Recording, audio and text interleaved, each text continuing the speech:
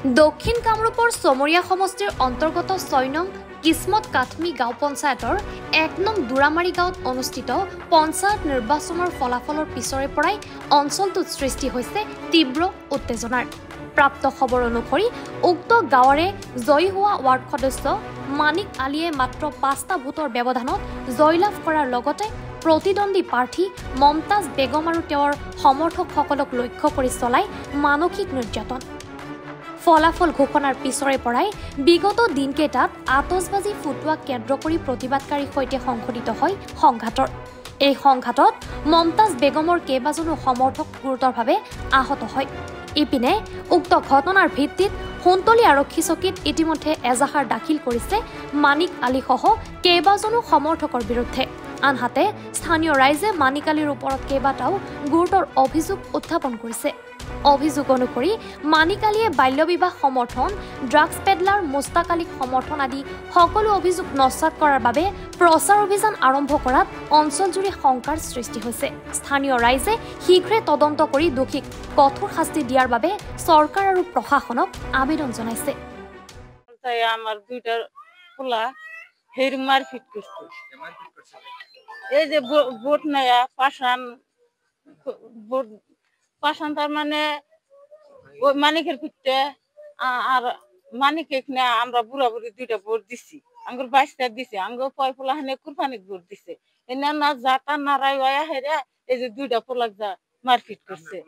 হ্যাঁ, এখন ধরেন মানুষের ভিড়া ভিড়ি এখন না দিদাই মারলো নাকি, আমরা তো এবারে না মারছে ওই যে দেখেন না গাতইছে। এবার নির্বাচন যখন নির্বাচন হয়ে গেল, এবার নির্বাচনত কোনো দলীয় প্রতীক চিহ্ন নাই, ওয়ার্ড মেম্বারত কোনো দলীয় প্রতীক চিহ্ন নাই।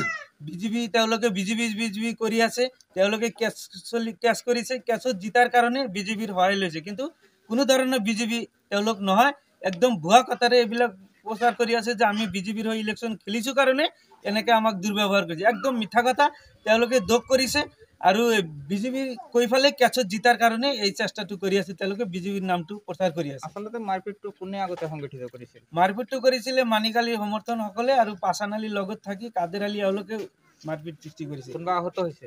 হয়, আহত হৈছে। লগে লগে আমাৰ দুজন মানুহ জিএমচি লৈ পঠাইছে, তেওঁ চিটি স্কেন কৰা গৈছে। আপোনালোকে চাইছে, মিডিয়াৰ মানুহ আপোনালোকে চাইছে, তেওঁলোকৰ ফুটেজ আজি কেনেকুৱা টেষ্ট কি আছিল বৰিত সব আপোনালোকে চাইছে। আপোনালোকে এজাহাৰ কৰিছে? আমি এজাহাৰ কৰিছো। কি ক'ব এতিয়া? এতিয়া আমি এইটোই ক'ব বিচাৰিছো, মাননীয় মুখ্যমন্ত্ৰীৰ অনুৰোধ কৰিব বিচাৰিছো যে আপুনি হেৰি কৰিছে, এটা অৰ্ডাৰ দি দিছিলে যে কোনো প্ৰাৰ্থীয়ে যাতে হৈ আল্লাহ নকৰে, ফটকাবাজি নুফুটায়। তেওঁলোকে মানিক আলী সমৰ্থকসকলে তেওঁলোকে ফটকাবাজি এনেকৈ ফটকা ফুটালে সেইটো আৰু ক'ব নাপায়। আৰু মানিক আলী যিজন আমাৰ হেৰি কৰিছে, আমাক এখন অভিযোগ দিছে যে মুছলিম হওক কুৰবান আলী আৰু তেওঁলোকৰ সমৰ্থনে কিবা ড্ৰাগছ গাঞ্জা এইবিলাকক জড়িত। কিন্তু মই ক'ব বিচাৰিছোঁ মানিক আলী এজন ড্ৰাগছ পাৰ্টি হয়। মানিক আলীৰ নেতৃত্বত দুজন মানুহ ড্ৰাগছৰ বেপাৰ চলাই আছে। আমি এইবিলাক প্ৰথমৰ পৰাই কোৱাৰ কাৰণে আমাৰ ওপৰত আগতে আক্ৰমণ কৰিছিলে। যিজন মুস্তাক নামৰ ল'ৰা, এজন সৰু গুণ্টি দোকান কৰে, তাতে অকল খালি ড্ৰাগছৰে বেহা, ড্ৰাগছই বিক্ৰী কৰি থাকে। তেওঁক ড্ৰাগছৰ বেপাৰৰ মূল মানুহজন হ'ল মানিক আলী। লগতে তেওঁ ড্ৰাগছৰ লগতে চাউল, বগা চাউলৰ বেপাৰৰ তেওঁ হ'ল মূল মানুহ।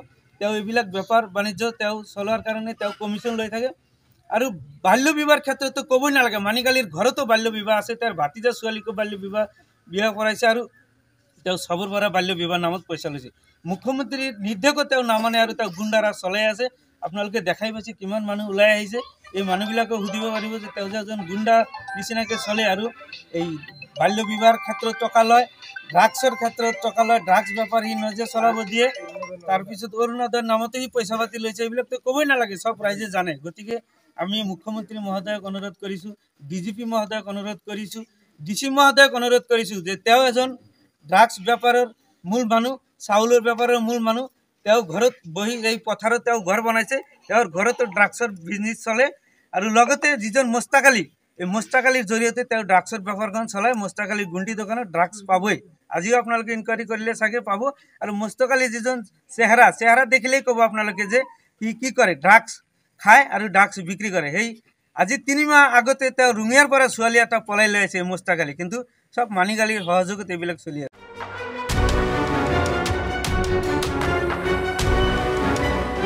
সোণতলীৰ পৰা সানিদুল ইছলামৰ ৰিপৰ্ট, এনি ভাৰত 24।